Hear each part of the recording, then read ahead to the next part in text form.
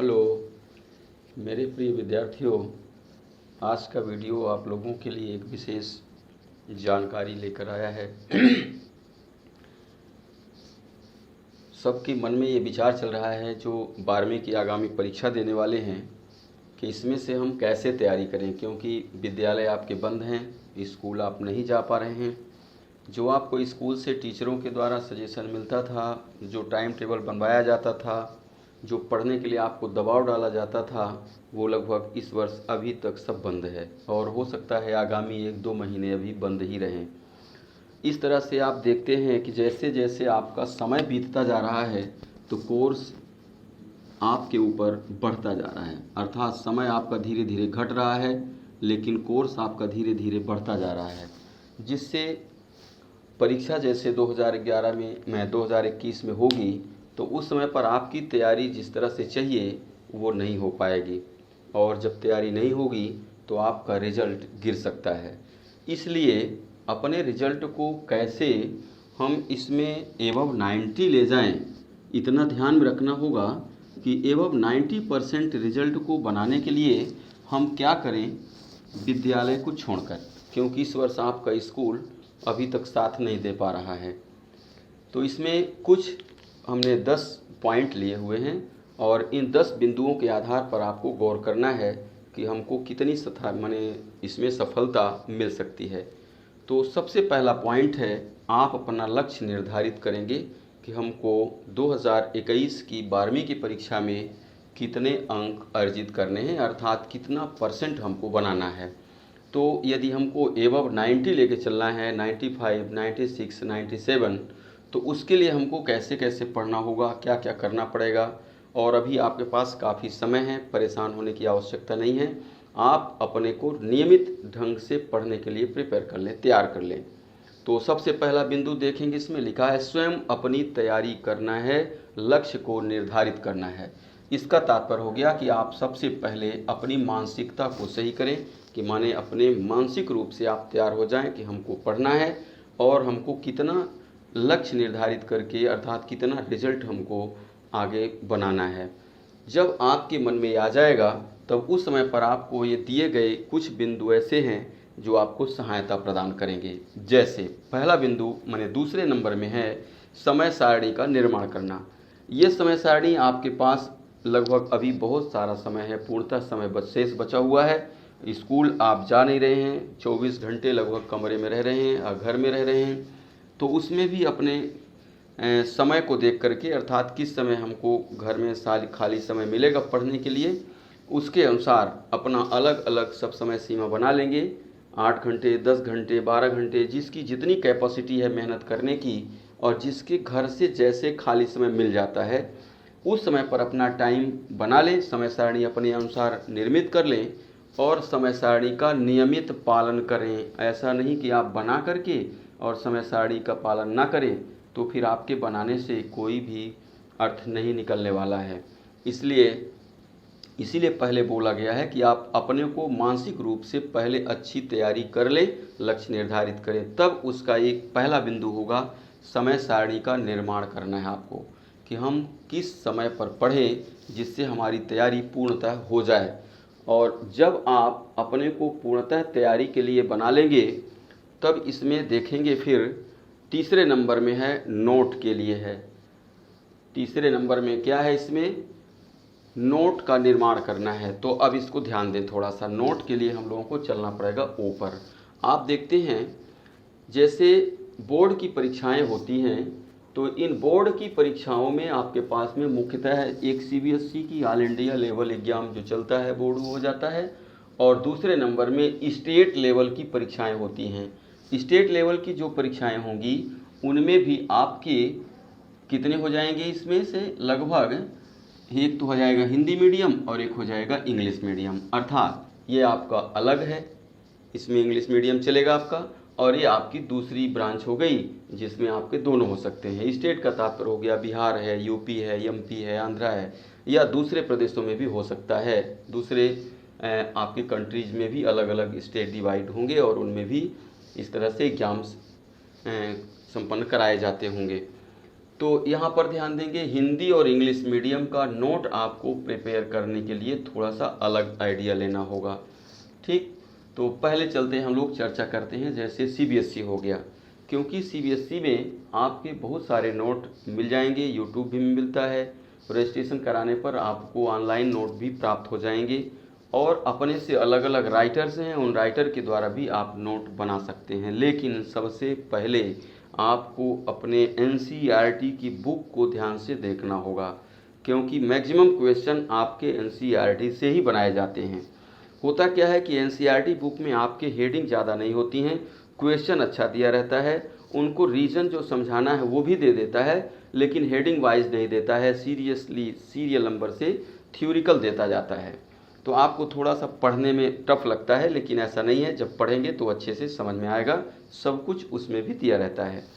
तो एनसीईआरटी की बुक ले लेंगे, साथ साथ अन्य बुकों का भी रेफरेंस ले लेंगे, जैसे इंग्लिश मीडियम में आपका प्रदीप है, दिनेश राइटर है, या इन राइटरों को, या हर एक अलग अलग सब्जेक्ट के लिए अलग अलग राइटर भी आपके रहते हैं, उनका बुक भी लेकर के आप नोट बनाने की तैयारी करेंगे। पहले तो तैयारी कर लेंगे, ठीक, फिर इसके बाद में देखेंगे पुराने नोट क्या हैं, पुराने नोट का भी हेल्प आप ले सकते हैं इसमें, तो उसके आधार पर भी अपने नोट को बना सकते हैं। ध्यान देंगे, यदि आपने अच्छा लक्ष्य बनाया है एवं 90% आपको रिजल्ट लाना है, तो निश्चित तौर से आपको अपने ढंग से नोट बनाना होगा। अपने ढंग से नोट बनाने का फ़ायदा ये होगा कि एक तो पहले आपको ये पता रहता है कि कौन सा क्वेश्चन हमने कहाँ पर लिखा हुआ है, फिर उस क्वेश्चन को जब आप एक बार ढूंढते हैं, फिर दूसरी बार लिखते हैं, ढूंढते समय आप एक से अधिक राइटर का उपयोग करते हैं, एक से अधिक तरह के उत्तर आपके पास आते हैं, तो इस तरह से आधे से ऊपर तो आपके नोट बनाते बनाते क्वेश्चन आपका तैयार हो जाता है। इसके बाद जब उसको आप लिख करके बाद में फिर एक बार रिवीजन करते हैं तो अच्छे से समझ में आ जाता है और वो तैयार रहता है। तो इस तरह से आपको नोट 100% श्योरली बनाना पड़ेगा, यदि आप अच्छा लक्ष्य निर्धारित करते हैं तो इसके लिए आपको तैयारी करना होगा नोट के लिए। नोट आपके सीबीएसई हो या हिंदी मीडियम, इंग्लिश मीडियम, कोई भी हो, इनमें सब में ही बनाना पड़ेगा। ठीक, अगला नंबर रहता है, तीसरा है अपने सीनियर का सहयोग लेना। सपोज कीजिए आपके बगल में या आपके गांव में, मोहल्ले में कोई ऐसे बच्चे हैं या कोई अंकल हैं या बड़े हैं जो पढ़े हैं, जिन्होंने अभी तुरंत परीक्षा दिया है, कोई तैयारी कर रहे हैं, तो उनसे आप हेल्प मांगेंगे तो वो भी आपको निश्चित तौर से अपना एक्सपीरियंस जो होगा उसको देंगे, और उनका एक्सपीरियंस भी आपके काम आ सकता है निश्चित तौर से, क्योंकि उन्होंने पढ़ के उसको आगे बढ़ चुके हैं और आप अभी उसमें प्रवेश कर रहे हैं। निश्चित वो आपके कुछ न कुछ आइडिया वो देंगे, तो इसको भी आप नहीं भूलेंगे, अपने सीनियर से सहयोग ले सकते हैं।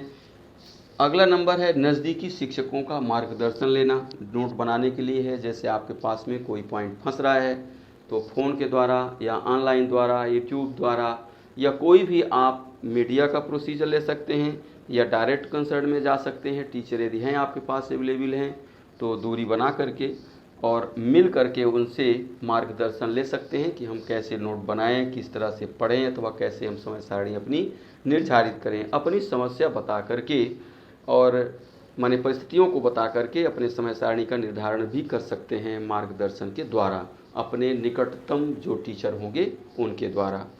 फिर अगला पॉइंट रहता है विश्वसनीय ऑनलाइन कोचिंग क्लास के द्वारा भी देख सकते हैं आप। तो जैसे मान लीजिए सीबीएसई हो गया या स्टेट लेवल में इंग्लिश मीडियम हो गया, तो इनमें से तो अधिकांशतः जो इंग्लिश मीडियम चलने वाले कोचिंग क्लास हैं तो वो बच्चे फ़ायदा उसमें से ले सकते हैं। लेकिन जो हिंदी मीडियम के बच्चे रहते हैं वो इंग्लिश वाली कोचिंग को देखते तो हैं, लेकिन उनको प्रॉपरली वो समझ में नहीं आता है, क्योंकि कुछ तो फंडामेंटल टर्म्स फंसते हैं, कुछ उनकी हैबिट रहती है हिंदी पढ़ने के लिए और वहाँ पर इंग्लिश में बोला जा रहा है। ठीक, तो इस तरह से उनको थोड़ा सा हिंदी में भी चलने वाली कोचिंग को देखना होगा और अपनी भाषा के अनुरूप कोचिंग या जो नज़दीकी हो या पढ़ाने वाले हों कंसल्ट करके उसके आधार पर ऑनलाइन पढ़ाई करना संभव हो सकेगा। तो इस बिंदु को भी आप लेकर के चलेंगे, आपको ये भी सहायता पहुंचाएगा। नेक्स्ट पॉइंट रहेगा, अब इतने के बाद में आपको ये देखना है कि हमको पढ़ना क्या क्या पड़ेगा। तो इसके लिए सबसे मुख्य होगा आपका कम से कम 10 साल के पेपर का कलेक्शन कर लेना है। हिंदी मीडियम या स्टेट लेवल के एग्जाम में जो होंगे तो 10 साल के पेपर से लगभग 90 से 95 क्वेश्चन आ ही जाएंगे, फंसेंगे। सीबीएसई में भी फंसेंगे, लेकिन कुछ क्वेश्चन घुमाए जा सकते हैं या चेंज किए जा सकते हैं, रहते वही हैं। तो इस तरह से हमको क्या देखना है, कम से कम 10 साल के पेपर का कलेक्शन कर लेना है। यदि ज़्यादा मिलता है तो उनको भी हम देख सकते हैं। तो ये पेपर का जो कलेक्शन होगा, ये आपको, ये ऐसा नहीं है कि इसी को पढ़ लेने से हमारा 95 या 100% हो जाएगा। इससे आपकी तैयारी के लिए सहायता मिलेगी और पेपर किस तरह से पेपर में क्वेश्चन आएंगे वो आपके इससे कंफर्म हो जाएंगे। अर्थात आप जिन क्वेश्चनों को किसी भी चैप्टर से तैयारी किए हैं उसके साथ जो साइड में छूटे हुए क्वेश्चन होंगे उनको भी आप आसानी से देख सकते हैं और उनकी भी तैयारी कर सकते हैं। नेक्स्ट रहता है सॉल्व पेपर का कलेक्शन करना। जैसे आप 10 साल के पेपर को देखेंगे तो हो सकता है किसी का उत्तर मीन्स आंसर आपको आसानी से मिल जाए और कुछ ऐसे भी क्वेश्चन हो सकते हैं जिनका आंसर आपको न मिले, तो फिर उसके लिए आप पुराने जो आपके सीनियर हैं या कि टीचर हैं या कि फिर आपको उनके लिए सॉल्व पेपर का भी कलेक्शन करना होगा। जब आपके पास सॉल्व पेपर नहीं रहेगा और क्वेश्चन आपको फंसता रहेगा तो आप परेशानी महसूस करेंगे। इसलिए अपने मानसिक टेंशन को सही करने के लिए सॉल्व पेपर का भी कलेक्शन आप रख लेंगे, जिससे आपके पास कोई कमी ना रहे। फिर नेक्स्ट 9th हो गया नियमितता बनाए रखेंगे। ये पूरे का मूल रूप हो गया है आपका ये दो, एक तो हो गया लक्ष्य, दूसरा हो गया समय सारणी और तीसरी हो गई नियमितता। आप पूरा वर्क करते हुए भी यदि एक दिन 10 घंटे पढ़ रहे हैं तो दूसरे दिन 4 घंटे, तो अगले दिन 10-12 घंटे, इसमें आपकी तैयारी होने में बहुत सारी बाधाएं आएंगी। इसलिए आपको अपने आप में ये समझ के चलना है कि हम अपनी नियमितता को बनाए रखें।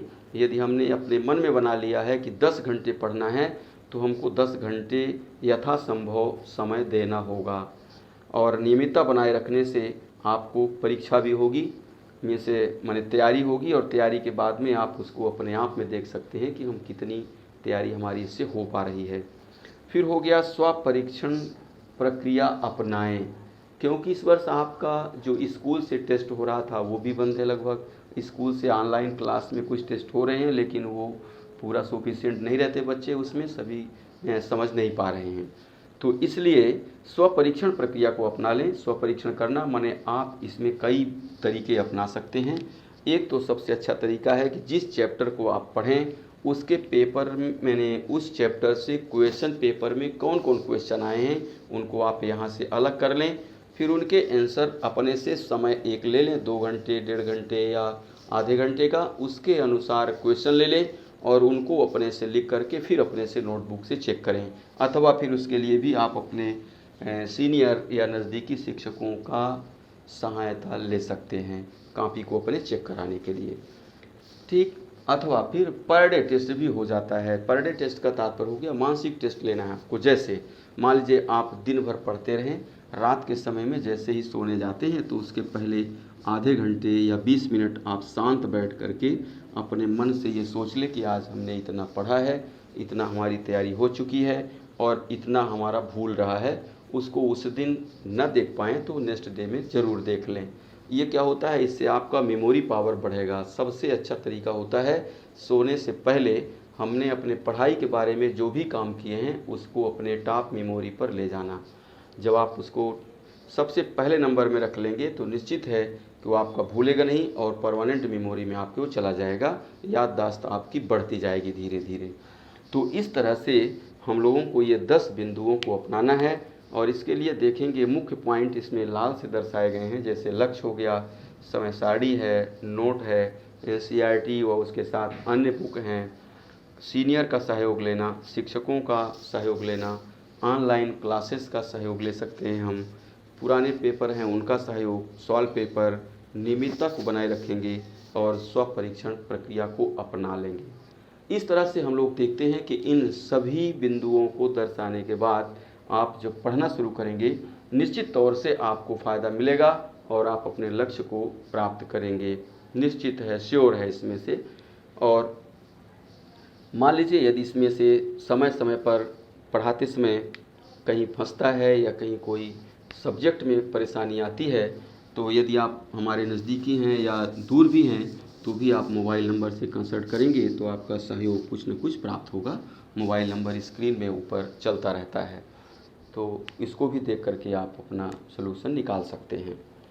तो वीडियो देखने के लिए आपको धन्यवाद, और नेक्स्ट वीडियो में फिर हम मिलेंगे। बीच में अभी 2-3 दिन ऑफलाइन क्लास के कारण आपका ऑनलाइन नहीं हो पाया था।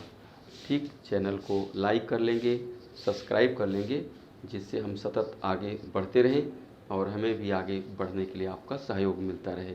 धन्यवाद।